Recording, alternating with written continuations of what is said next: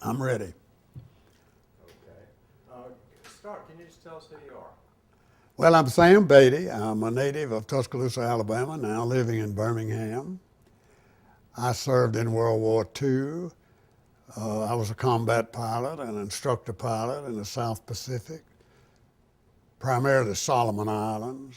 When I returned to the States in, I think in July of 1944, I was assigned as an instructor in B-25 type aircraft, and I did that primarily most of the time until I was separated from the service in 45 in July of 1945, and I got out of the service altogether. But when the Korean conflict came along, I got my commission restored, and I served really as a legal officer. I had to give up my aeronautical rating in order to become an Air Force lawyer.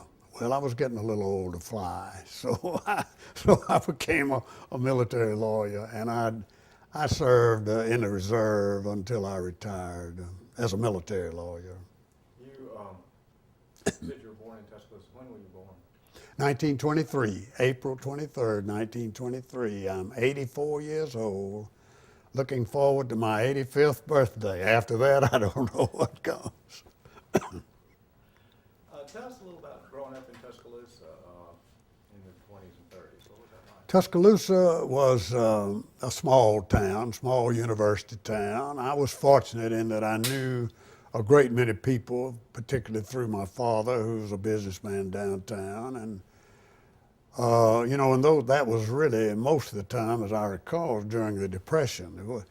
People got along all right, but there was no cash money. There just wasn't any cash money. We didn't have allowances or things as children. Most of us had to sell magazines, deliver newspapers, work in grocery stores, drugstores. I've done all sorts of things to make money. But it was a quiet town.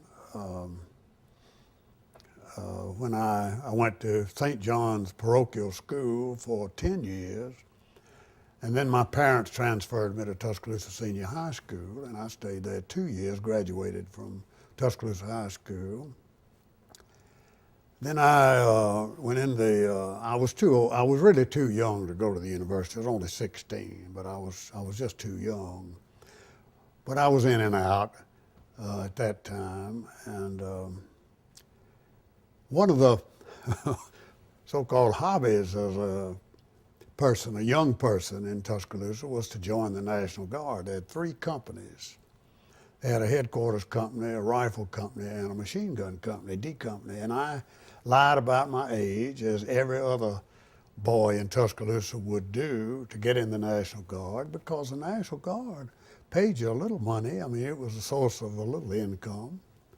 And so I had about a year and a half of military experience, as well as ROTC training, before I actually went in the service.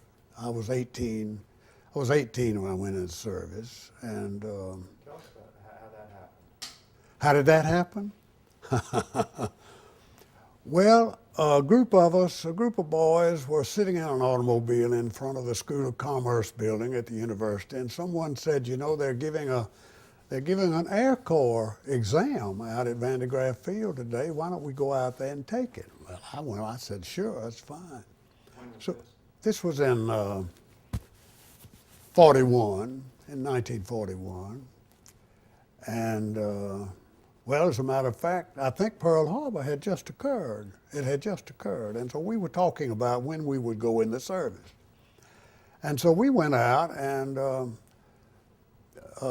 grade of 70 was passing. I made 70. How I did it, I don't know, but I made 70. Some of the boys I had grown up with didn't make 70, and they had to wait and be drafted. But I got a delay en route, and I was called up to active duty in March of 1942. Actually, I went through pilot training at a number of bases in the United States, and then I graduated December the 10th, 1942. That was the Pearl Harbor anniversary class that I was in. I graduated from Ellington Field, Texas, where I had been sent to a multi-engine training school. Let's start from the beginning of your training. When you left Tuscaloosa, where'd you go? When I left Tuscaloosa, I went to Kelly Field, Texas. They called it Tent City, Texas. As a matter of fact, I got mail addressed to Sam Beatty, Tent City, Texas, and they were able to deliver it. And that was the classification center. You took a series of tests for 2 weeks. You know, these computer tests where you fill in between the vertical lines, and we took those all day long, Monday through Friday, for 2 weeks. And somehow the psychologists had been able to determine from these tests whether you would qualify as a pilot, a navigator, or bombardier. I just happened by chance. I qualified for all three, and if you qualified for pilot, they sent you to pilot school. So then I went from there. This was based purely on a psychological test? Yeah. Well, they sent us up to there's a big base in Texas now called Lackland Air Force Base. Well, we were the first class to go up there. It was the pilot replacement center where we had ground school, physical training, workouts all the time. They ran us to death. Did that for a number of weeks. And then I was sent to Parks Air College, East St. Louis, Illinois. It was one of the premier primary schools in the country, and I was fortunate enough to go there. And as I recall, the session was about 9 weeks, or 9 to 11 weeks of primary training. We got our first flying in the airplanes. You know, I didn't know anything about airplanes, but you had to learn to fly, or you didn't survive. So what was your first contact with an actual airplane? You mean in primary? Well, I had a very tough instructor. And he told me to I got in the rear seat. It was a tandem plane. And I got up, he took off, and he said, "You've got this controlled." Well, I didn't know what to do. And he says, "Now cut the throttle." Well, I pulled the throttle back, and I was just going straight, just descending. And there was an oak tree in the middle of this tremendous cornfield over there on the east side of the Mississippi River, where we flew. And I didn't know any better. I was just headed for there. I was waiting for him to tell me what to do. And so he said to me in very colorful language, "Are you going to just run into the tree?" Well, then I knew what to do. But that was my first experience. What kind of aircraft? That was a PT-19A. I've forgotten all. It was a twin. It was a single wing monoplane. You know, the ones they used in Tuscaloosa at one time when they trained pilots there, they were Stearmans. They were twin, had 2 wings, 2 biplane they call them. The Fairchild PT-19A was a monoplane, and it was a good little airplane, a really fine airplane. Well, I went from there to Enid, Oklahoma. Now, school at East St. Louis at Parks was a civilian school. Almost all of the instructors were civilians. But when you got to Enid, Oklahoma, that was strictly an Air Force, regular Air Force field. They trained, I don't know how many hundred people in what they call BT-13As. And they were also a tandem airplane, but had a lot more horsepower, a bigger airplane and all that. And that's where we learned navigation, night flying, formation flying, acrobatics, things of that kind. I remember while we were doing all this flying, we were also going to ground school, and we had to do physical training a lot, you know, and they ran it on the West Point system. If you were an underclassman, You sat on the first 4 inches of your chair at all meals, and you marched back and forth in formation. And you never looked anywhere at the table. You looked straight at the person in front of you. When you were an advanced student, you didn't have to do that. You had some privileges, you know. We called Enid, we had a nickname for it. We called it Enid Awful, Oklahoma. And it was awful because it was tough. They really did work us pretty hard. Then I went from there to Ellington Field, Texas. It's just south of Houston. And there was very little structural discipline. I mean, we had a job to do. It was more relaxed. Our meals, we took our meals informally. And the best instructor I ever had was there at Ellington Field, a really nice guy. What were you flying there? His name was, you asked me now, I can't remember. You know, I'm 84 years old, I don't remember that. What kind of planes were you flying? We were flying a plane called AT-9, made by the Curtiss Company, a beautiful airplane, a small, narrow wing loading, twin engine, and a very fine airplane. We were using that airplane because they were training us for B-26 type aircraft, which were a much larger version of the AT-9. But I really loved that airplane, and I had a. How did you get on that B-26 path? What led you to direct Well, your- you know, the Army does a lot of things that you don't understand. The B-26 was the largest of the medium bombers. The B-25 was a little smaller, didn't have quite as much horsepower, couldn't carry as many bombs and that like that. So we were all destined for the B-26. As it turned out, when we graduated, we were all on orders to go to Shreveport, Barksdale Field, Louisiana at Shreveport.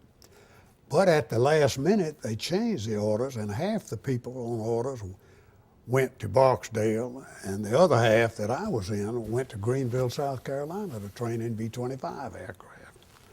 They were sending B-25s by that time to North Africa and to the South Pacific. And they were trying to build up the South Pacific forces. The war really hadn't gotten going, you know, such a big way at that time. When I went over, I landed at Honolulu, Hickam Field, Hawaii on May 1st, May Day, 1943. We flew across, we took a B-25, my crew and I took a B-25 clear across the Pacific to the Fiji Islands, where we were stopped and part of what they call the 70th Bomb Squadron, 70th Medium Bomb Squadron. Can we back up just a minute and tell me a little more about Greenville, your training? Oh, Greenville? When I think of cold weather, I think of Greenville. That was the coldest winter they had had in years and years. It had snow and all of that. It was a big field, lots of long runways and that sort of thing. And they divided us into squadrons, training squadrons. And we did an awful lot of what's called transition flying, learning how to fly the B-25, a lot of night flying, a lot more formation flying, and gunnery. We'd go down to Myrtle Beach, South Carolina, and let the gunners, you know, shoot at targets and all of that. And Greenville really wasn't such tough duty that we flew a lot at night. At that time, I guess the Army thought we were going to do a lot of night fighting. And we would we would get in an airplane, let's say at 7 o'clock in the evening, and fly all night. We'd fly from, say, Greenville to Tampa, Florida, to New Orleans, to someplace, to Myrtle Beach or someplace. And we'd fly all night and land. We'd land about 7 or 8 o'clock in the morning back at Greenville. We did that frequently. And what you're doing is you're just sitting up there. And remember, this is in the wintertime. And we're dressed in all these fleece-lined flying clothes with heavy boots and fleece-lined caps and all of that stuff. And you just sit up there in the cockpit and freeze to death. There were no heaters in the airplane. And you just sit up there and freeze and go from point to point. And every now and then you'd get on the radio and file a position report to someplace, you know. It was somewhat hazardous duty in the sense that we were flying around the mountains a lot up there. And you had to be very careful how you landed, where you landed. I almost landed one night on the roof of a cotton mill. How'd that happen? Well, at that time, they hadn't learned enough to have blinking lights everywhere. So you had these steady lights. Well, I was in the area of the air base, and here was a line of lights, parallel lights, just like the runway. So I called in for landing instructions. I got landing instructions, turned around, got on my base leg, put the wheels down, and I peeled off. And instead of going on the runway, which was way over there, I was headed to a roof of a cotton mill. Because I realized what it was. It didn't take me long to realize I was in the wrong place. I just went around and landed. But that was one of the risks. We lost people not infrequently around that area. People would take off, an instructor and a couple of students, and just never show up. And every now and then I read in the paper, well, they'll find an old B-25 somewhere up in those mountains. You know, it was kind of that way. It was that. What was a B-25 like? It was, I've got a great picture of one. It's upstairs. I've got a great picture of one. It was made by the North American Aviation Company, twin engine, sort of an oval-shaped fuselage, good size wing, a very good airplane, very rugged airplane, and a very easy airplane to fly. When I was overseas, I was assigned an airplane I named the Sweet Pea. It had Sweet Pea on it because my then girl, I called her Sweet Pea. And it was slightly warped. The airplane was just slightly warped. And so it flew not quite straight level. It flew a little bit at an angle, but I loved it. The engines were wonderful, and I knew they'd get me there and back. It was a great airplane. How large a crew did a B-25? Started out with 6. You had a pilot, co-pilot, navigator, bombardier, radio operator, engineer, and a gunner. When we got overseas, of course, they realized that was too many, so they trained the navigators in bombardiering and the bombardiers into navigation. So they just combined those two. And sometimes we would only fly with maybe 4 people. We'd have a turret gunner, pilot, co-pilot, and maybe navigator, bombardier. I've flown it with just my engineer sometimes. If I had to go somewhere and do something, if just the 2 of us fly it down. It would, actually, for the work we did with it, it was obsolescent. It was too slow. We did a lot of low-level attacks. And you know how people shoot doves and quail? Well, hitting a B-25 in that way was just like shooting a dove. You know, we'd only fly maybe 20 feet above the ground lots of times, skip bombing and that kind of activity. And the 25, we'd go over targets maybe 190 miles an hour. Cruising, we would usually cruise them about 175 to 80. The red line is a maximum that you could run the engine at was around 210. But you couldn't run them very long. They'd overheat badly. So you couldn't run them at the red line very often. I've been over some targets I had the red line on as long as I could, you know. But it was a good airplane nevertheless. They didn't use B-26s over there. When I first joined the 70th Squadron, they had the old B-26Bs that had participated in the Battle of Midway, and then they'd flown them down to Fiji. And I was checked out in 26s then, but they began to bring 25s over and discarded the B-26. It's like The B-17, the Flying Fortress, was a great airplane. It was obsolescent. It was just too slow. And so they started off in the Pacific with B-17s, but they phased them out and brought in B-24s, which is a bigger airplane, carried more bombs, and all of that. It was a good airplane. When you finished your training, did you know where you'd be going? Well, no, I did not. Sometime during the time we were in advanced training, the Air Corps sent out a list of preferences, what you wanted to fly and so on. Well, I chose P-38s. Of course, I didn't get a lot of people chose P-38s and this and that, but I ended up in B-25s. When I was at Greenville, we really didn't know where we were going. We were either going to North Africa or the Pacific somewhere, but we didn't know where. And of course, I don't know whether the planning was really that far advanced to determine, where everybody was going to go. The war was progressing and beginning, and I think the strategists were having some. Well, I know that the Navy and the Army, were at war about who was going to get what and how much and where. And but finally, we received orders. I had to go from Greenville on a bus to Savannah Army Air Base, and pick up a B-25 and fly it to the West Coast. When I got to the West Coast, I was at a base called Long Beach Army Airfield. And we flew load tests, what they call load tests.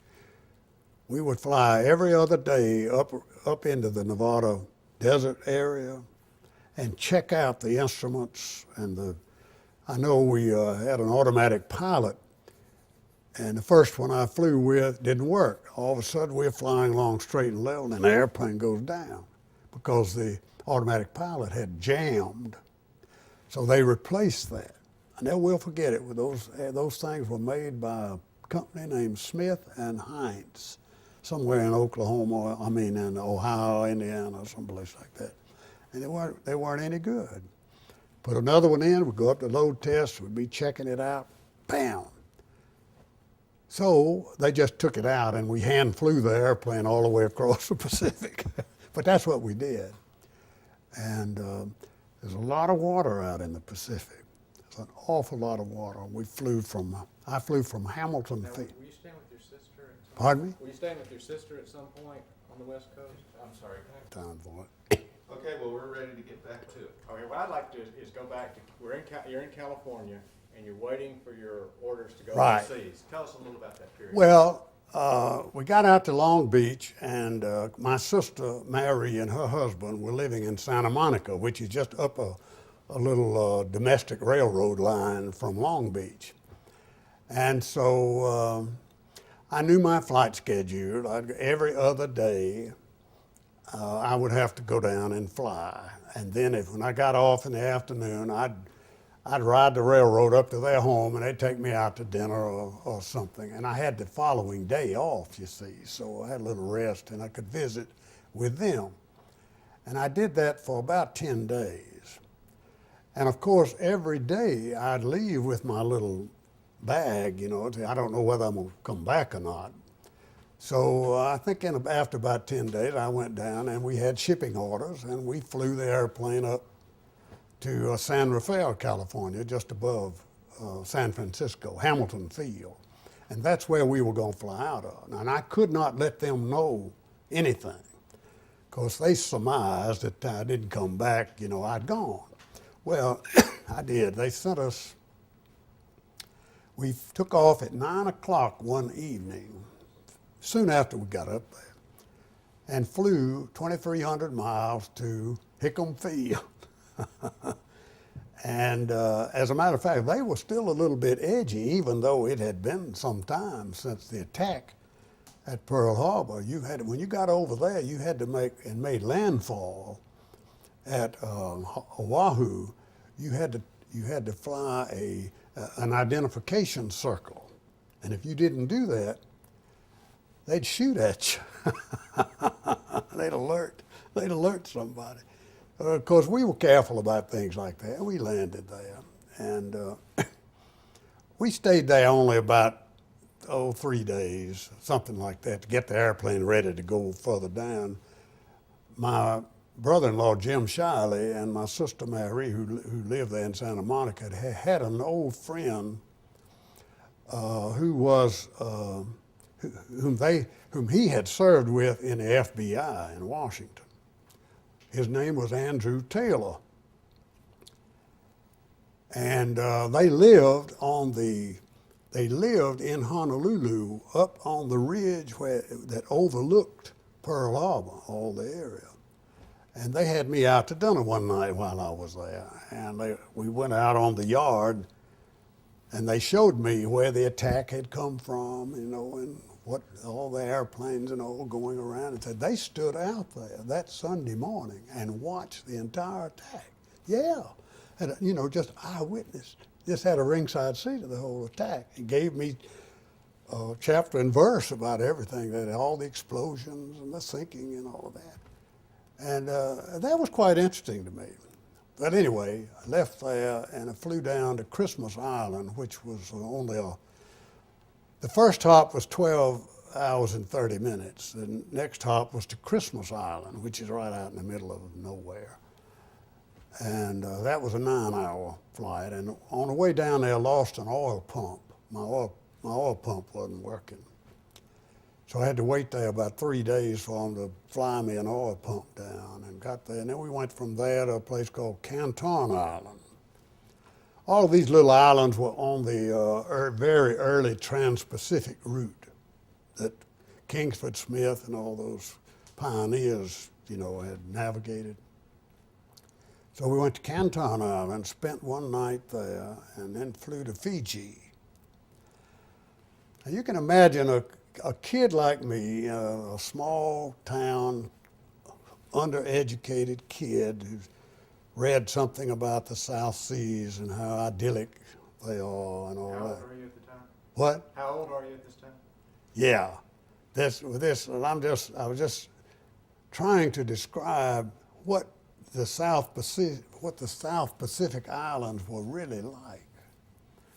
We're flying along, and here is Fiji is comprised of two main islands, Beatty WWII and Levu. Well, Beatty WWII was where we were headed, to a base called Nandi, which is now called Nadi or Nadi. They've changed the spelling, but it's Nandi, on the western side of the main island. And I looked down, I can remember how beautiful and lush it was, just beautiful. So when we landed and got off the airplane, you encountered this odor, a terrible odor. And it was a combination of all the rotting vegetation and the wood, the actual kind of wood that these Indians, whom the British had imported from India to work in the cane fields. And the Indians burned this particular type of wood. I don't know what gave it all this odor or anything, but it was awful. It was worse, a whole lot worse than the paper mill in Tuscaloosa, I can tell you that. But you had to get accustomed to it. Well, anyway, I stayed there. I was in the 70th Bomb Squadron then, and they were flying. All these guys in the 70th were just waiting to come home. They'd done their tours, and they were just waiting. But while they were there, they were flying submarine searches in the B-26s they had. So I flew with a couple of them on submarine searches. In fact, we came up on a wreckage. Japs had just sunk a ship out there, and we saw all the wreckage but no submarine. In fact, I lost two footlockers. Japanese sank by the ship that my lockers were on. So, but anyway, after about 3 weeks there, they transferred us to New Caledonia, which is a French, Vichy French island west of the Fijis, between Fiji and Australia. And we were stationed at a base called PDG, Now, I don't know how to pronounce it in French. It's Plains de Gaillac, but we called it Plains de Gaillac. But that, that's American. And so I stayed there. I was assigned to the 69th Bomb Squadron, and they had just come back from off the line. What the procedure was that you'd go up, squadron would go up on the line, and for a month, 2 months, and fly combat operations. And then you'd come back for a month, and you'd refit and retrain. We would practice bombing and all that stuff.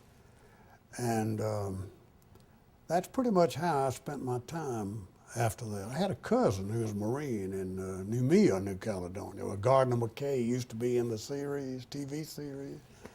And that was Noumea, New Cal. I went down a couple of times and visited him. He was a big Marine. He was a nice guy, really was a first-class fellow. And I used to invite him to go up on the line with me. I said, come on, you're a Marine, I want to show you all the targets and everything. We'll fly around, drop some bombs. And he'd always insist, no, they had to have him down there. He couldn't get away. They had to have him there. But he was good to me. The last time I visited him, well, he had come up to this base Tontuta where I had taken an airplane down. They were modifying the airplane. The B-25 had one little 30 caliber machine gun in the nose and a turret with two, and then two side guns. They would take them down to this modification center, and they'd put 4 forward-firing 50 calibers in the nose, 4 on each, or 2 on each side, made another 4. 2 on each 2 on each window in the fuselage, and then 2 in the turret. I think altogether 14 50 caliber machine guns, all capable of firing this way. So you could tear a lot of stuff up, with those. They modified them, and while they were modifying this particular airplane I had taken down to Tontuta, I went down to Noumea and visited my friend William, my cousin William. And when I left, he had come up there and found me in a little dark barracks type place. It's so hot, all you wore was a pair of shorts and a mosquito bar. You had to wear them. You had to have mosquito bars. Mosquitoes were so bad. You had to sleep under a mosquito bar every night. So he wrote home and told them that I didn't have any shoes, I didn't have this, I didn't have that. And when I left, he gave me a fifth of good whiskey, a pair of Marine Corps shoes, a cigarette lighter, a Zippo, and a mattress pad. And I was all bundled up with all this stuff put in the airplane to go home. Well, he wrote home and told them I was just destitute. And my daddy phoned the congressman and raised Cain about, well, why weren't they taking care of? Well, of course I was just down there overnight. I didn't need anything but a toothbrush. But I had a great time with him. He was a character. What was your first combat mission? First combat mission.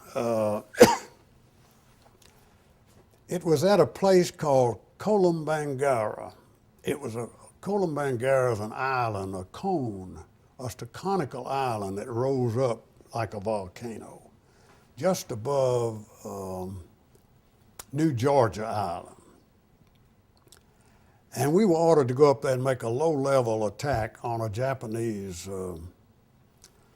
materiel area that had supplies of all kinds. And so we were ordered to go in and make a low-level attack with them, and we took turns going in, shooting it all up, and everything. And that was the first Japanese soldier I ever saw, was a guy getting into an anti-aircraft position. And that's when I realized that, these people are really shooting at me. I hadn't done anything to them, but they were shooting at me. So I became aware then that the war was going to be a little different than the way I had pictured it. So where did you fly out of for that first mission? Guadalcanal, which really wasn't very far away. You see that map, it's not really very far away. How many aircraft were involved? probably, I don't recall offhand, but it was a squadron attack, so it must have been 12 to a squadron. And we flew, say, like squadron strength, we'd have a flight of 6. And part of the squadron would stay over here till we made our attack, and they'd come down and make their attack in stages. It was interesting. Now, the worst mission at that time that I flew was at a place called Kahili Airdrome, which was a big Jap aircraft staging area on the northeast coast of Bougainville Island, which we pronounced Bougainville at that time. It's probably Bougainville. If you recall reading about Admiral Yamamoto, the great Japanese naval hero, well, that's where Admiral Yamamoto was shot down, at Kahili. Later, it was later than this, but we were ordered to attack Kahili because they were running aircraft down there and using them to attack our forces that were fighting on an island named Vella La Vella. And both the Japanese Army and Marines and U.S., I think the 43rd Division were fighting there. And we were supposed to suppress the air, the enemy air, keep them from attacking our troops. And we made, the first one I flew, we hit them at just dusk. We flew up the slot between the islands and the Solomons on the deck, 12 of us. And we had to go right, and just at dusk, we were there. It was well timed. We went up a little ridge and then came down 6 abreast. Two rows, 2 lines of 6 abreast, firing. Everything we had, we were firing. We had the engines on red line, and we were going as fast as we can, firing. And we were supposed to take the enemy by surprise, doing this. Of course, as soon as we got up on that ridge and started down, I tell you, dark became daylight with all the anti-aircraft, the flak. It was as light as this is. They were firing at us, we were firing at them, and of course it's over, in just a few seconds. You're past the target and gone, and we're headed toward a swamp that was to the east of the airdrome. And I remember that first we flew several missions up there, and they didn't think, actually they thought we'd have very heavy losses. It turned out we lost 1 each time we went up there. We lost 1 aircraft, and that was all. But I remembered my airplane was about in the middle of the line of the first attack, and I happened just to glance over, and there was a Japanese destroyer or cruiser in a little harbor there called Tonale Harbor. They had slipped in, and of course we didn't have any opportunity to attack it. We were in and out. We dropped our bombs, and we were using what we call parafrag bombs, parachute bombs. And as soon as they got proximate to the ground, they'd spread shrapnel everywhere to damage the aircraft. And the next time we went up, so anyway, we radioed back right away. They had this capital ship up there. Well, they left. They left right away. By that time, we were in the American forces, American and Australian and New Zealand, we were pretty much in charge of daylight up there. The Japs were good at night. We were good in daylight.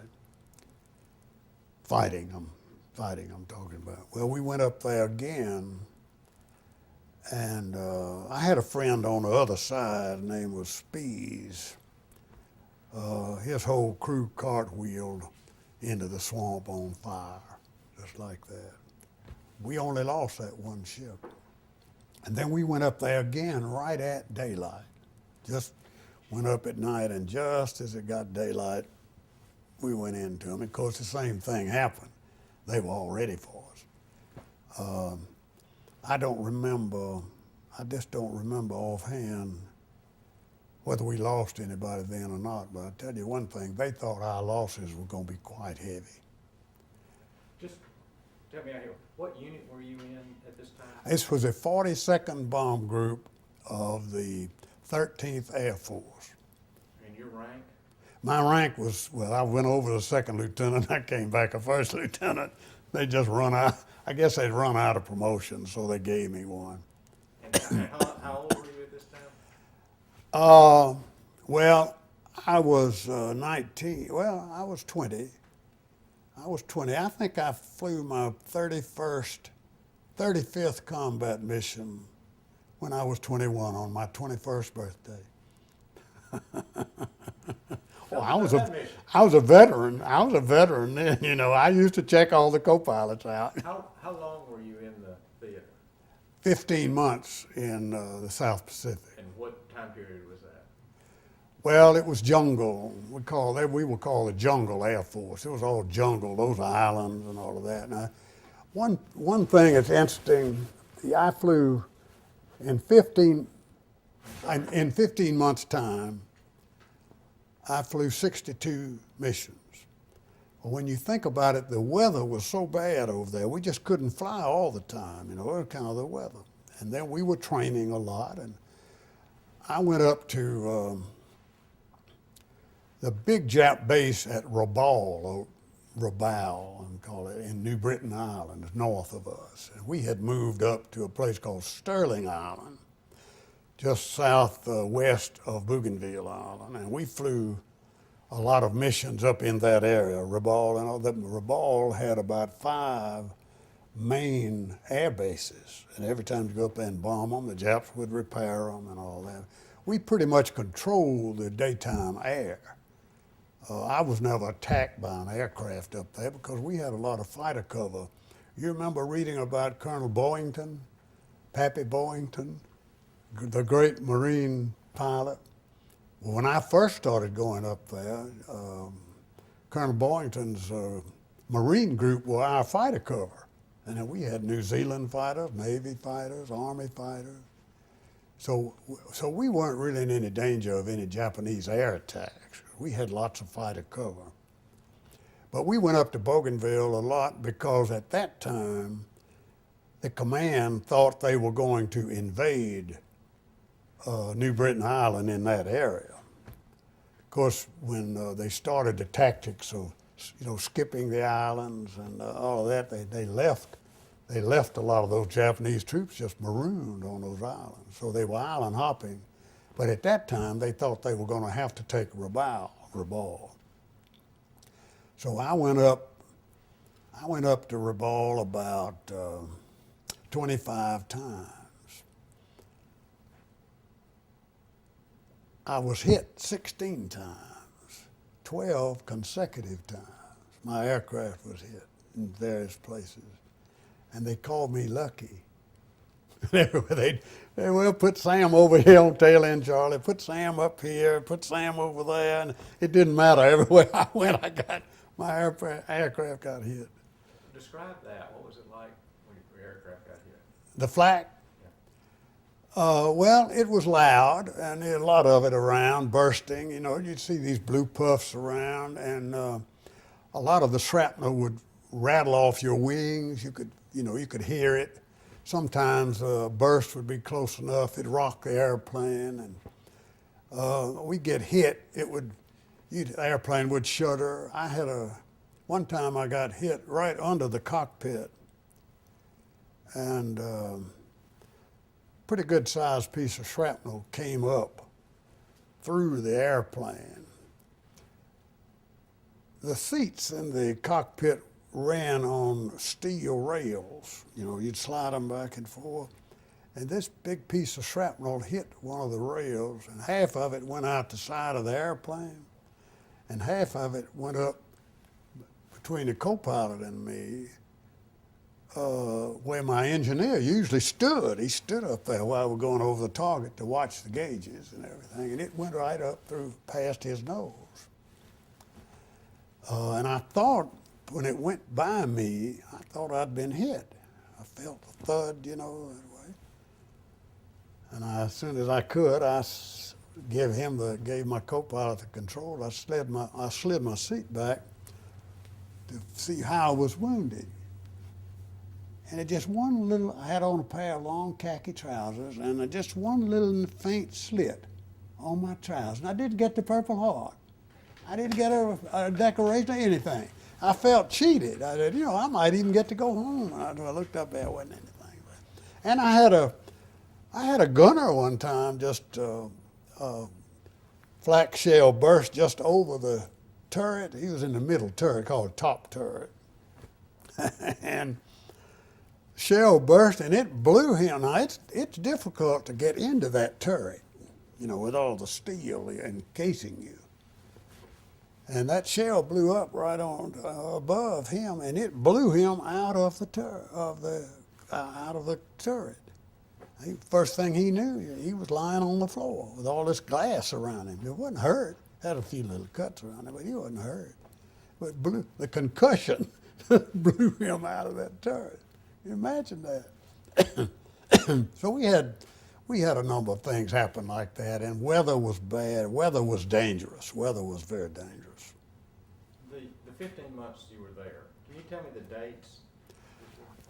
Yeah, I got, let's see, I arrived I arrived in Hickam Field on May 1st, 1943, and I came back, I think, in July, so about the middle of July of 44.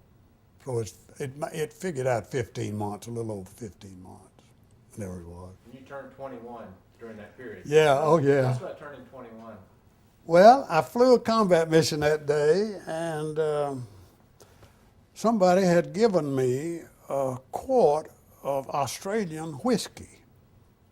And I'd been saving that to celebrate my birthday with some of my friends there.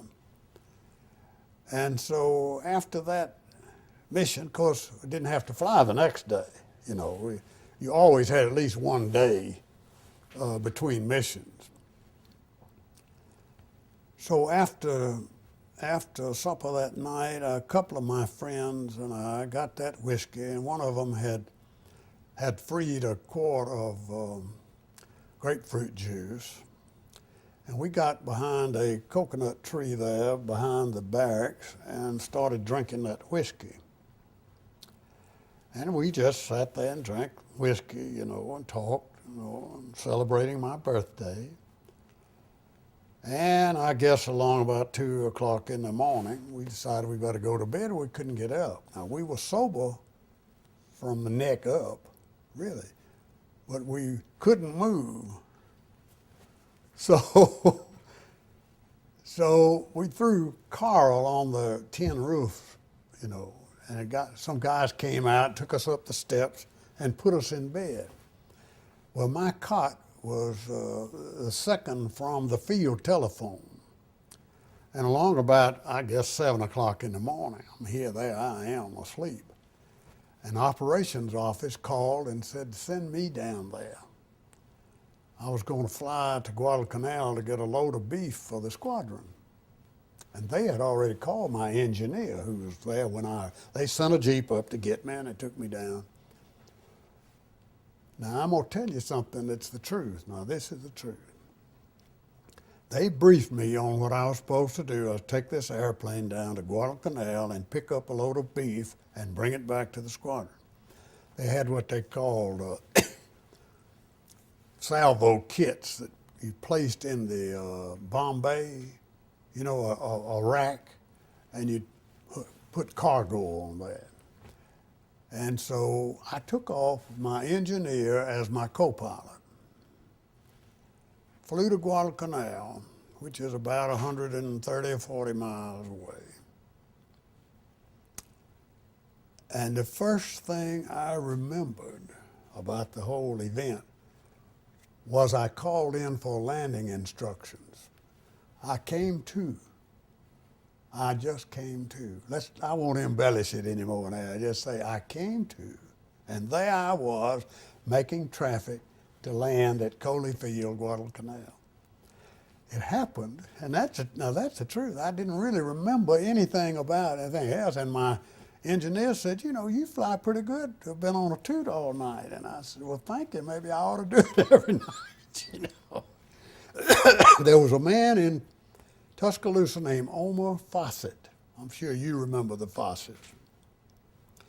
Omar was a captain there, and he had an engineer company that had their whole outfit on the coast there at Coley Point on Guadalcanal. And I happened to know he was down there. So I called him, and he took a car, brought a car over there and got me and took me back to eat lunch with them. Had a nice mess right there on the ocean, right? A beautiful place and just an idyllic South Sea view. And by that time, we're getting pretty good food over there. They had a lot of good food. I had a great lunch. So I told him, I said, let's go back, and if they haven't loaded my beef, I'll take you for a ride. Well, they had not. So I took off and flew local around Guadalcanal and let him fly.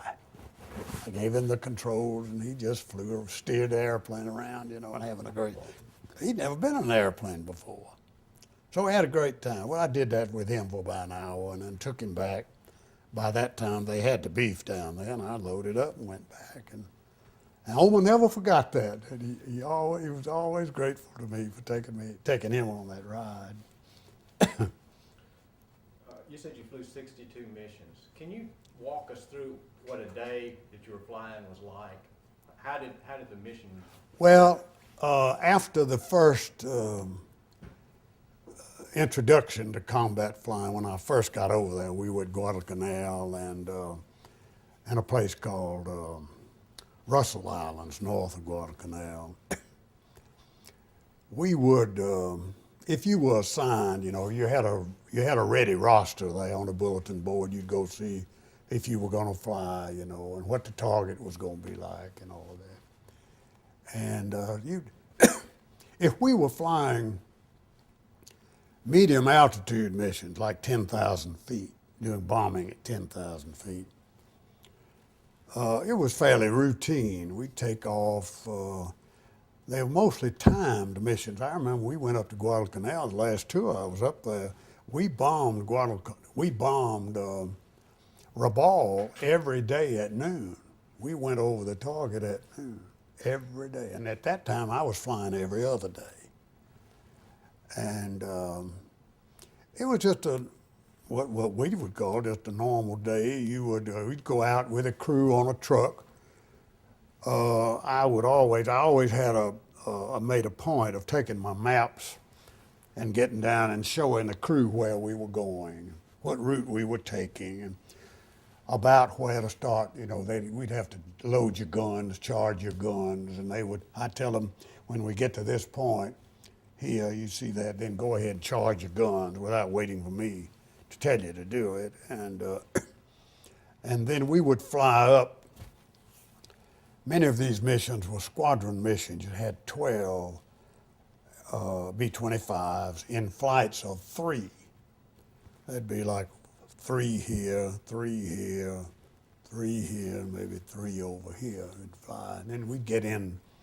When we would get in position to make the attack, we would attack more or less in a line, step down, so you could see the flight ahead of it. But you step down through flights of 3. And we would turn into the target and maybe be over the target 2 or 3 minutes, which is a long time. We had your bomb bay doors are open and everything's ready, everybody looking on. And when we first, for example, we did that exact thing. We first started bombing Rabaul. Rabaul was a very hot target. A lot of Japanese there, a lot of anti-aircraft there. So when you got near the target, you started getting flak.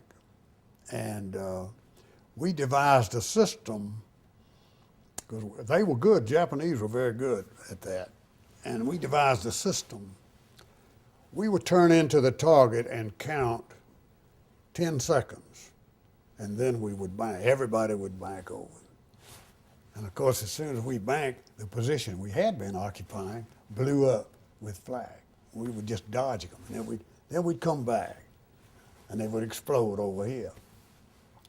Now, we bombed them so much they didn't have a whole lot left toward the latter part of that campaign. But for a long time, we had to be careful about dodging the flag.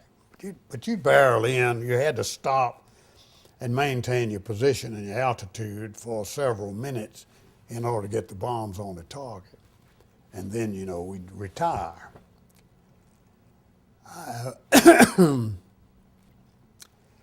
They had these little what they call canteens, like we had at scout camp. And they'd sell candy, and they had these Perfecto cigars, whatever, the really fine Dutch Masters cigars, this long. So I would buy, because I was smoking, I'd been smoking since I was 15, I'd buy some of those cigars, and when I pulled the wheels up going to the target, I'd light one of those cigars. And I could smoke that cigar all the way to the target, and I'd put it out. I didn't just smoke them, I inhaled them. Then when we turned around and retired from the target, I'd light another one, and I'd smoke it all the way down to our home base, and put it out before we landed. But that was my habit. That was one of my habits.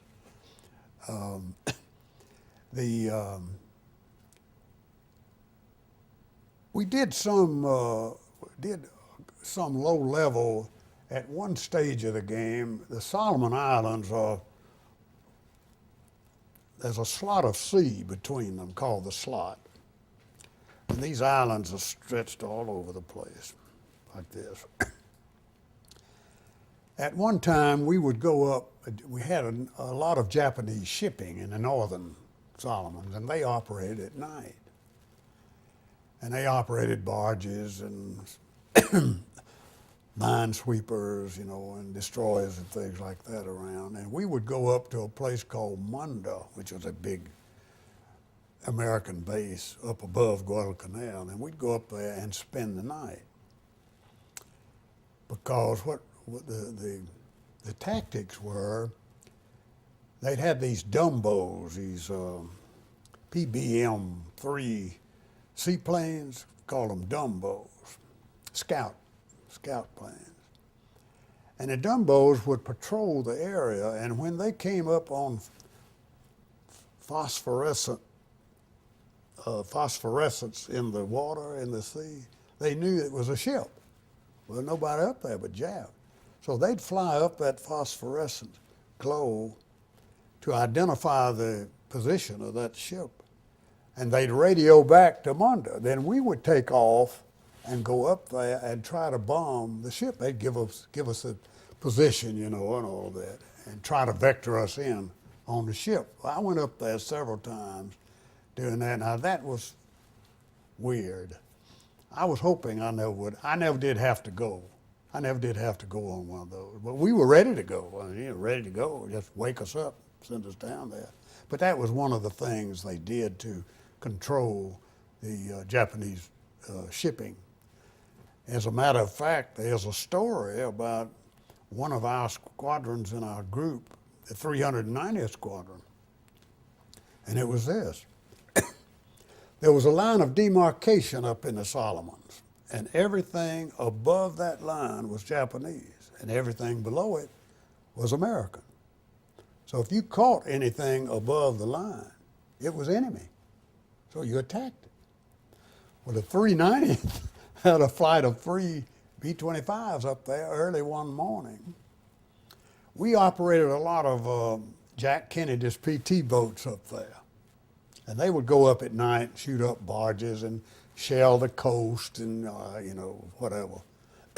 And one of them was late, getting back south of the line of demarcation. And so these B-29 aircraft spotted up there. Well, the Japanese had boats very similar to ours, so they peeled off and attacked this PT boat. They sank a PT boat, And one of the other PT boats shot down a B-25 out of 390th bomb squad, and they all shaking their fists at one another.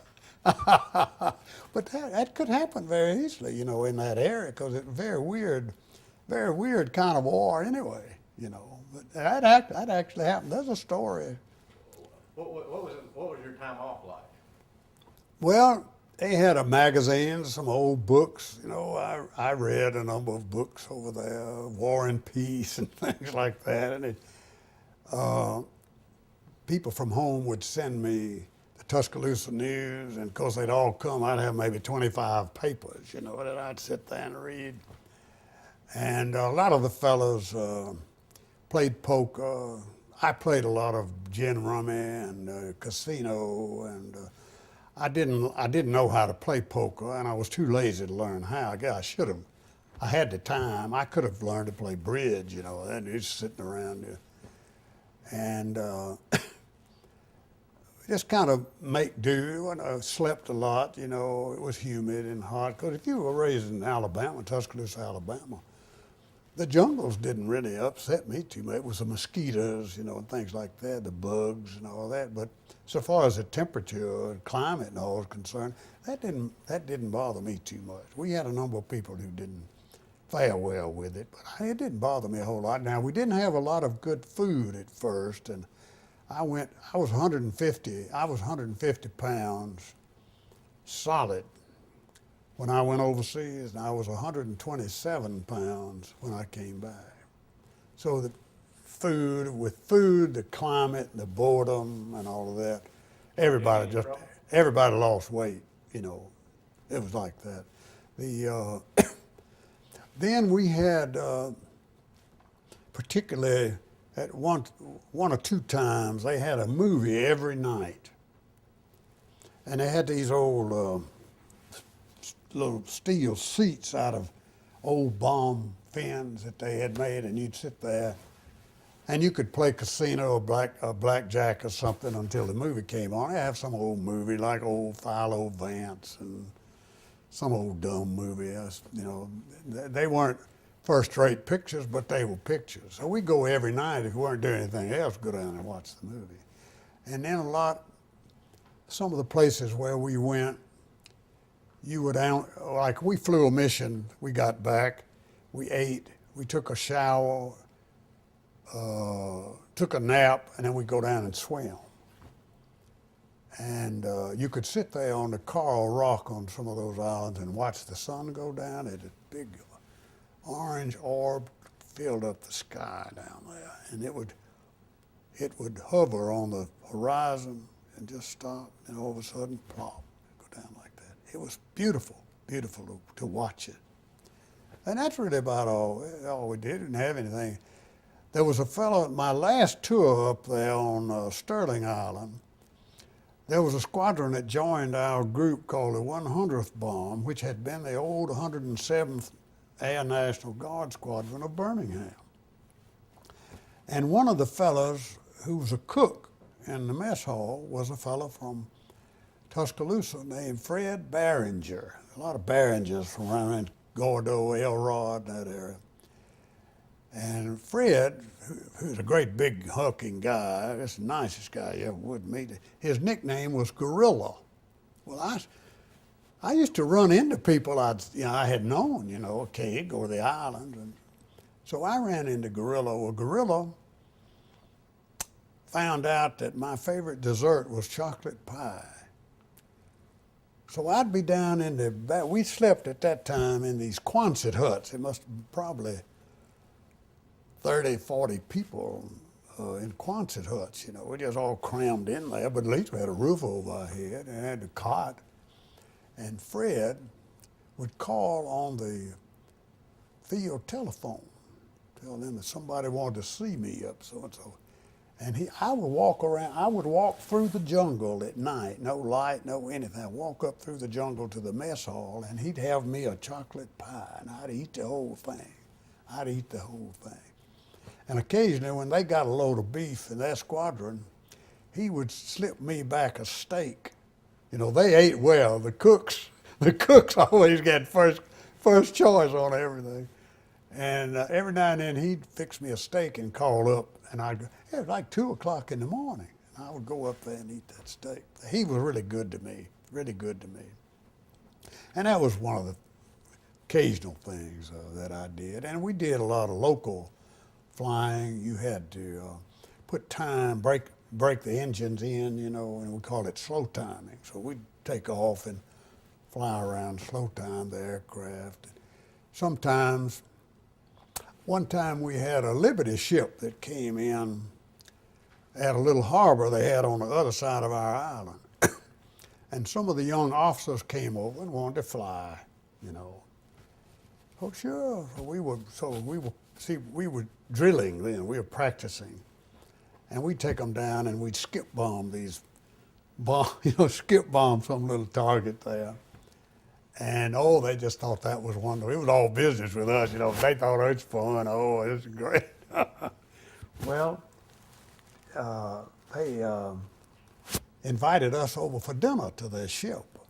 So we got a Jeep, about maybe a half a dozen of us who had given them rides and all that.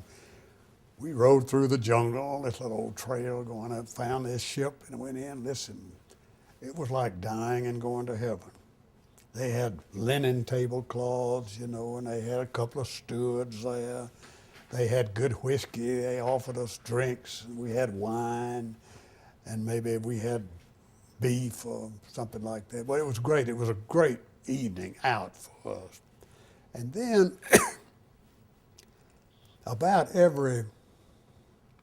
on an average of about every 4 months, they'd get us together and fly us to Auckland, New Zealand, to get out of the heat, you know, our R&R.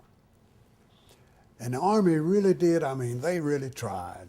The Army really, I give my hat is off to them. They really tried to take care of us. We'd get in there one day. They took you to an armed forces building and they gave you a freshly cleaned and pressed OD uniform, shirt, you know, those old OD, whatever they called them, wool worsted uniforms. And you could go every day and get a fresh one. Didn't cost you anything. But you paid £5. They'd give you a payday then. They'd give you take £5 and belong to the club. That entitled you to the uniform every day and a whiskey ration twice a week. They rationed the whiskey on Monday and Thursday. Now, if you got there on Sunday or Wednesday, you got one right away, and then you go back and get another one. And the whiskey ration consisted. Now, here I was a kid, 20 years old. I didn't drink any, you know, I didn't know how to drink anything. But we would have occasional drink. I didn't know how to drink much, and but that's one of the things. And they gave you a bottle of bottled in bond bourbon, and either VO, gin, brandy, or rum to make up the 2 bottles. I had a navigator named Albert Paris McLean, one of the greatest guys you ever would know, just a prince of a guy from Denver, Colorado. And McLean and I saved up our liquor. We went back down to New Zealand. We didn't drink much anyway. We were flying. You couldn't drink a whole lot anyway. We went back to Auckland with 2 full cases, Bombardier cases of booze. And we didn't have, you know, we didn't know anybody down there, didn't know what to do. We went around, we went horseback riding, or we walked around the streets and all. Well, they had an overnight train that went to Wellington, New Zealand. So several of us, there must have been about 4 or 5 of us, said, well, let's just go to Wellington. Now, we were down in 9 days, so we could plan whatever we wanted to do. So we got on the train at Auckland about 6 o'clock one evening. And of course, you had to take our booze with us. And we got the whole train drunk. There were 2 passenger cars, mostly men. In those British countries, as you know, on a train, they stop every 15 minutes and run off and get hot tea at some little rinky-dink station. They'd go out there, scalding tea. You couldn't drink it, but run out and get tea and bring it back. So we got the conductor to get us a table, and we put all this booze, bourbon, scotch, every gin, and we invited everybody to come have a drink.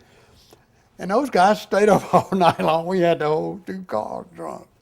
So we got to Wellington and got a taxi that take us to a hotel. Well, it took us to this hotel.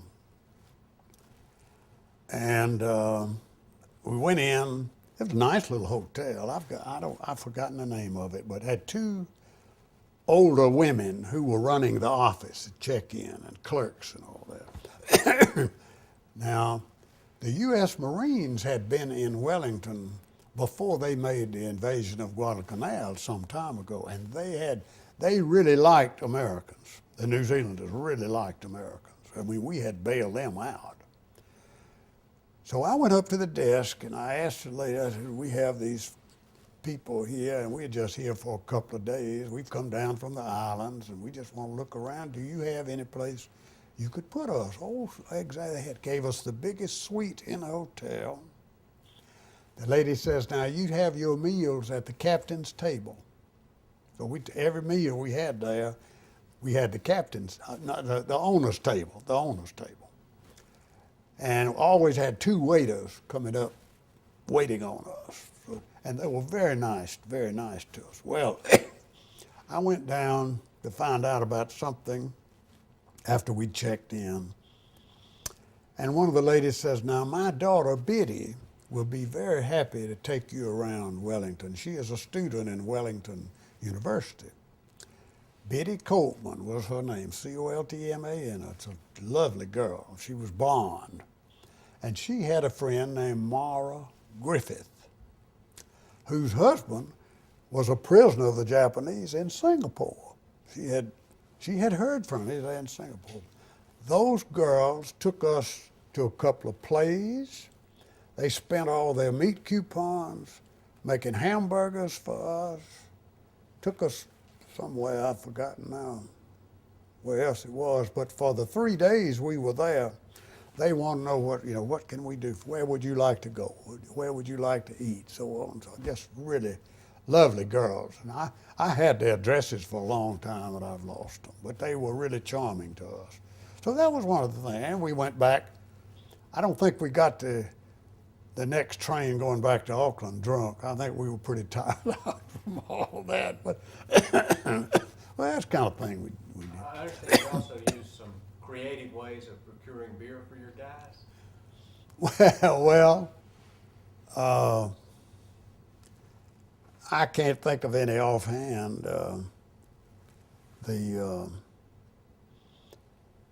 have a lot of experiences like that. We went to,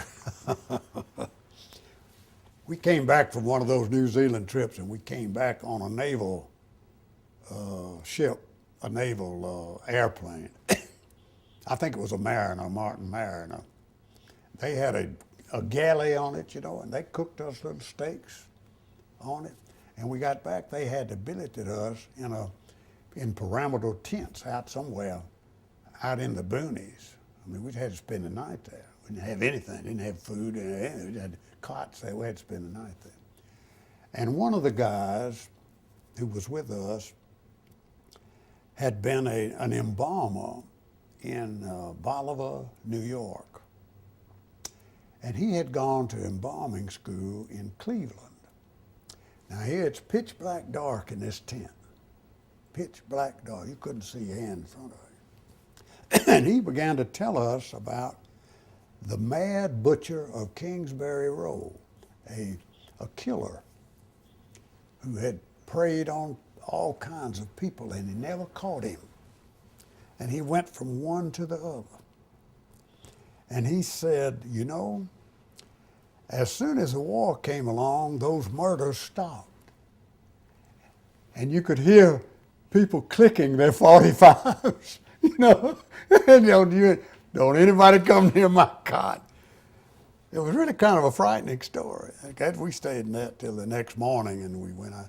We had a guy in the squadron named Capes, and his nickname was Wheels, because Capes would always get transportation. No matter where he wanted to go, he would find some way to get transportation. And while we were down there at that place, he went to a telephone and he called the motor pool and he said, "This is Lieutenant Cates, General Jones's aide." There wasn't any General Jones.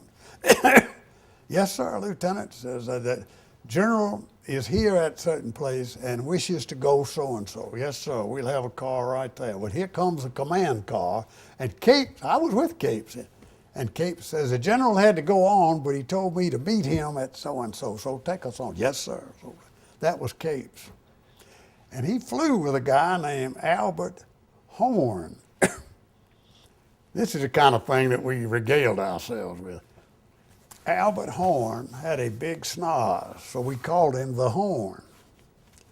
Well, Capes and the Horn were very eccentric people, and nobody wanted to fly with either one of them. So they scheduled them together. And when they would fly, now I mean, this was on combat missions and all of that. If one or the other wanted to adjust the throttles, the other one would slap his hand and say, "Don't you? I'll take care of those. Keep your hands on that." Can you believe that?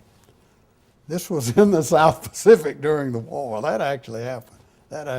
Oh, we had a kleptomaniac in the squadron. And we had a West Point graduate, a lieutenant colonel, who came up with a very bright idea when we were doing these bad missions up at Kahili. And he said, "Now, the way to get the Japanese Air Force out of this war is we'll fly up to Kahili and drop tacks. And that will puncture all the tires on the Japanese planes and they won't be able to fly."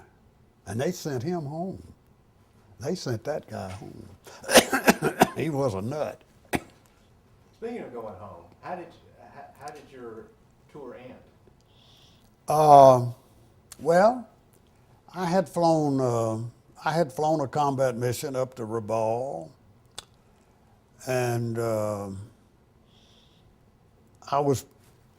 think I had been to the mess hall, several of us, we'd been to the mess hall and we'd eaten. I was walking down the company street there, and the flight surgeon, "Sambo, come over here a minute." So I walked over and he says, "You're grounded." I said, "What do you mean I'm grounded?" "You're going home." There was a new regulation that allowed a flight surgeon to take people who had a lot of time and combat missions to send them home. So he says, "I'm going to send you home."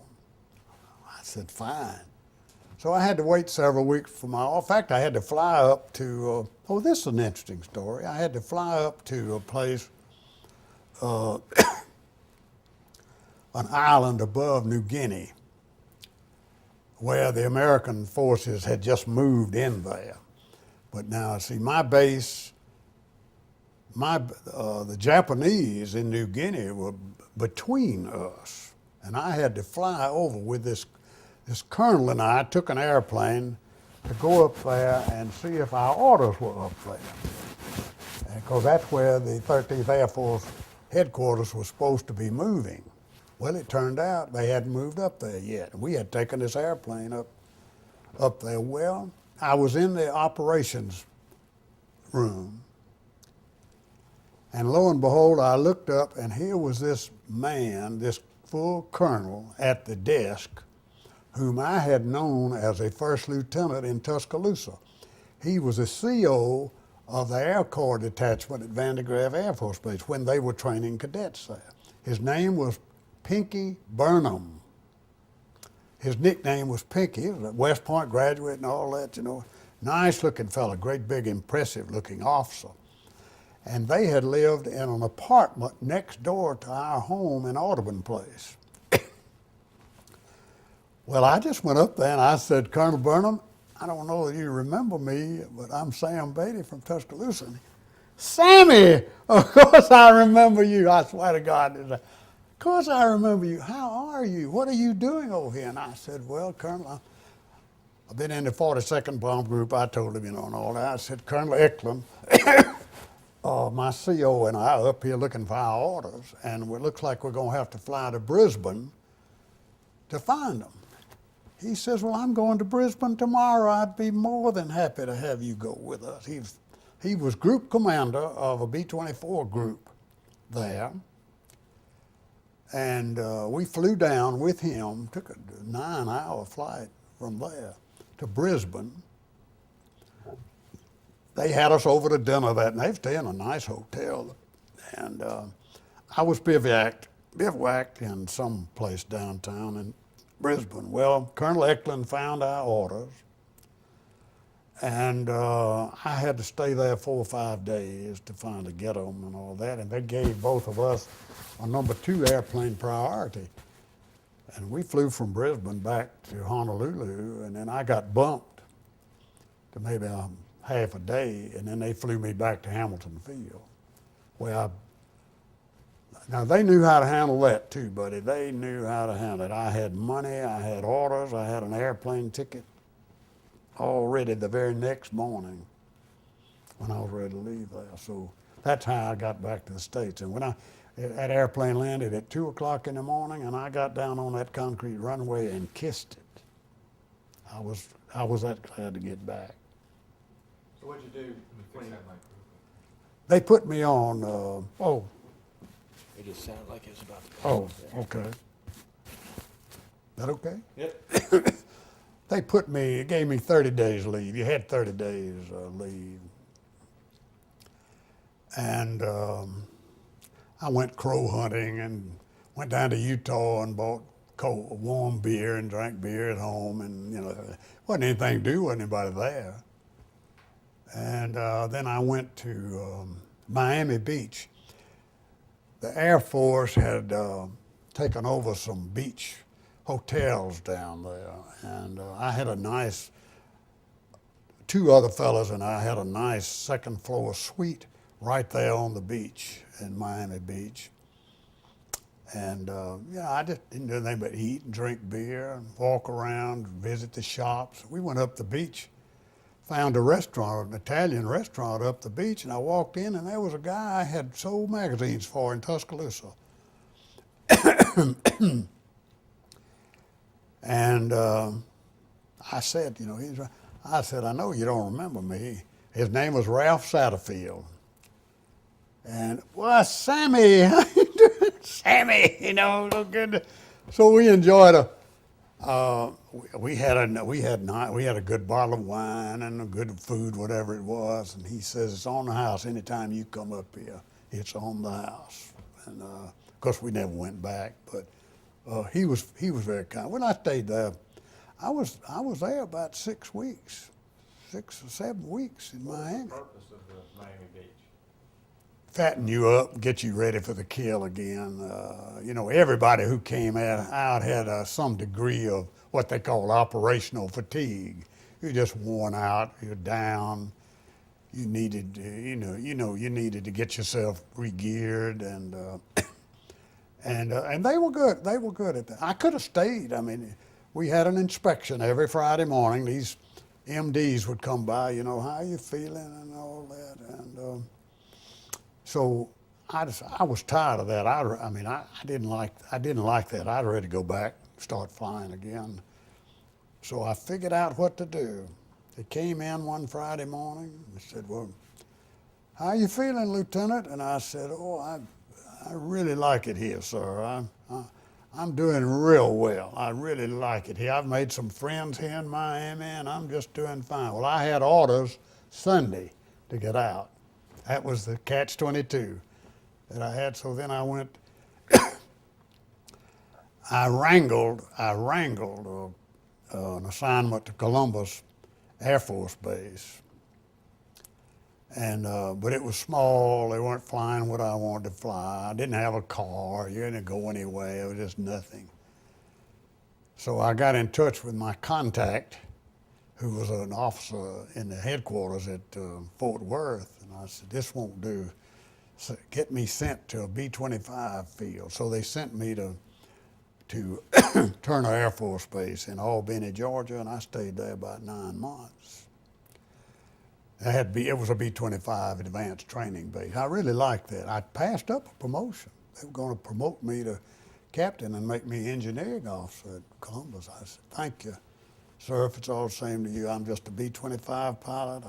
I'm not going to stay in the Army, so if it just let me go. So they let me go. So that was how that happened. So I met a lot of nice local people in Albany. I had several friends, several Catholic friends who knew some Catholic lay people in Albany, and developed a lot of good friendships that way. I still keep up with this family, incidentally. You know Bob's Candy, Bob's Peppermint Candy, Bob Candy, a big outfit. Somebody just bought it. They owned Bob's Candy Company. They were just the most wonderful people you ever would meet. And every Sunday night, our gang went there for supper, Sunday night supper. We'd make homemade ice cream, and they were just wonderful people to us. We had a great time. One of my good friends was the Catholic chaplain there, Father Roche, Val Roche. He was a really nice guy. But they didn't try to proselyte me or anything, you understand. Did you fly back toward Tuscaloosa? Ever come back to Tuscaloosa? Oh, yeah. Well, as a matter of fact, I buzzed Tuscaloosa once. I was stationed that was the last day I flew for the Army. I was being separated at Fort McPherson, Atlanta, and I caught a ride in the caboose of a freight train. I talked the freight conductor into letting me ride in a caboose to Albany. They were going to Albany, and he said, "You keep the manifest, and you stay here in the caboose." I said, "Fine." So I got a ride down, and the next day I went out to the base. I got a room in the BOQ, and the next day I went down to my old squadron, and I said, I'm on separation orders, but I'm still active, and I need to fly at least 4 hours to get my flying time. Because I got paid half again for flying pay. Oh, sure. So they had a couple of cadets they wanted to take to, anyway, we flew to like Jackson, Mississippi, and then back up. And when we got to Tuscaloosa, I said, "I want to show you guys something you should never do." And then I put a real buzz job on Tuscaloosa. I flew all over the city of Tuscaloosa, about 20 feet high, just high enough for the tree. Go? What? Where'd you go? Oh, I went up and down Broad Street, Greensboro Avenue, the University, Audubon Place. Anyway I wanted, and I buzzed down. And my sister and my mother were standing out on the front porch. My sister said, "Now, I know that's not Sam Beatty. He's got more sense than that." I just buzzed on. So I had to fly up to Birmingham, and then I flew on down to Turner. And as soon as I got there, I went in operation and filed a buzz report. You all right if you reported that you had buzzed a town for one thing and another? That was okay. If you didn't report it and somebody turned your number in, they dock your pay. They do that. But I had a great time at Turner. I was flying what I liked and enjoyed the duty, and I had a number of friends there. And then I came back. When I got out, I came on back to Tuscaloosa, and that was in July, I guess, and I was just waiting for school to start. So I started school in the fall semester. Oh, what year? 45. And I graduated. I finally got my undergraduate degree in spring of 48. And I got a job. I was veteran service officer for the county. So Apple and I married, and I wasn't getting anywhere. So I walked in one day, and I said, "Apple, you better get a job because I'm going to law school." So I enrolled in law school. Well, I had all a GI Bill. I had GI Bill scholarship. They paid me money. They paid my fees. They bought my books. So, and I got a part-time job after my first law school year. I was working at a part-time job. And so I got out in law school in 53, in the winter of 53. But see, I started law school in 50, right at the time the Korean conflict began. And I thought, uh-oh, I better do something about my military status. So Apple and I got in a car and drove to Warner Robins, Georgia, where the big reserve area was. And they gave me back my commission. They gave me a physical exam, swore me in, there I was. So then they told me you got to elect. You cannot have a military specialty as a pilot and one as a lawyer. And you're in law school. What are you going to do? And I said, I'd rather be a lawyer. So I went on through school. It took me 2.5 years. I went on through school. That was it. So I had a right interest. Let me tell you something about something I've thought about a lot. Now, I ran into a number of people just like you guys have. Some are good, some are qualified, and some are dumb, and so on. I ran into a lot of that in the military. Some people were just good leaders, and some people were just there. But the marvel of my military experience is this. When we started gearing up for World War II, we didn't have an army as big as the Bulgarian army. I mean, I went on National Guard maneuvers in the summer of 1940, and we cut logs and put 50 caliber on it, painted 50 caliber, and used those for machine guns. I mean, we didn't have anything. And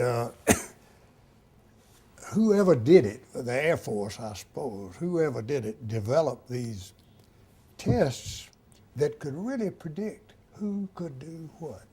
And that's how we got started. I mean, people who were mechanics, photographers, so-and-so, clerks, pilots, navigators, bombers, they could tell from those tests what people were qualified to do. And that, to me, above everything else, was the marvel of the United States of America in World War II, that we were able to do that. We went from nothing. We went from less than 200,000 people in the whole United States Army to millions of people in a short period of time.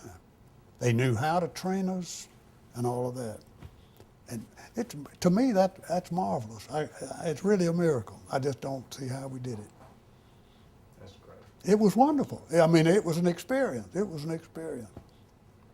And above all, my military experience, I had many really good, close friends, really good people who were in the military, just like I did law students. The best friends I have in life are former students of mine. And it just gave me that experience that if the war hadn't come along and I'd stayed in Tuscaloosa, Alabama, I'd be pumping gas somewhere or something, and I never would have known anybody else, you see. But what a wonderful experience, that, as terrible as the war was, what a wonderful experience it was for me. Good. Very good. Okay. Is there anything you really wanted to say? That was a great close. Anything else that you wanted to say? We've forgotten to go over? Wiley Sanders bought a B-25 and had it refurbished. This is his airplane. And a friend of mine gave this to me. But it's the same airplane that we flew during the war. It's a great airplane. And now the only trouble with it is you can't, an average person couldn't afford to fly this kind of airplane. It's, the upkeep's too expensive. Gasoline and oil and all of that is way too expensive. But he flies it around. And as I say, a friend of mine gave it to me and I had it framed. And So that's the restored plane. What? That's his restored plane? Yeah.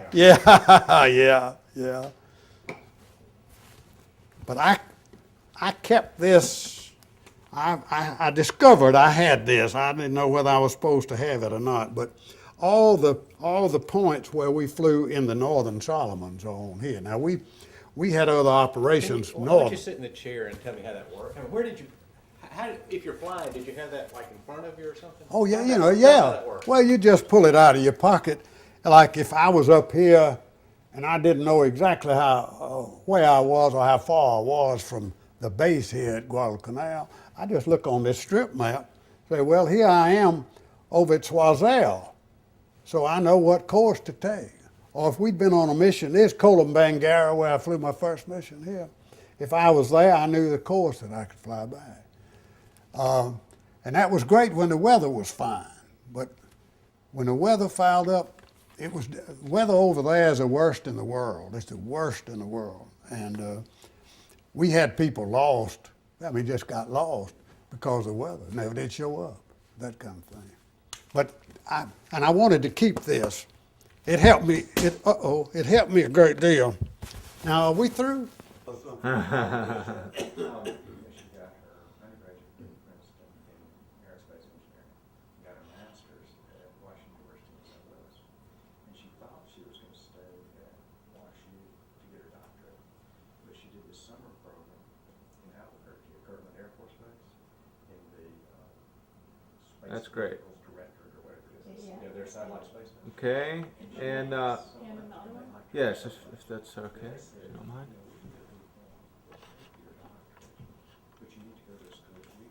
And we'll do exactly the same thing. Just maybe if you want to point out where your main base was. Well, yeah, it was right here. Expertise you need for research goes beyond instrumentation. Okay. So she's staying with the Air Force, working for the Air Force until Christmas, and then she's probably going to end up in Texas. I think that's where they want her to go. For her doctorate. So that's Alrighty. And then I can only assume that handsome fellow in that picture is you. Yeah,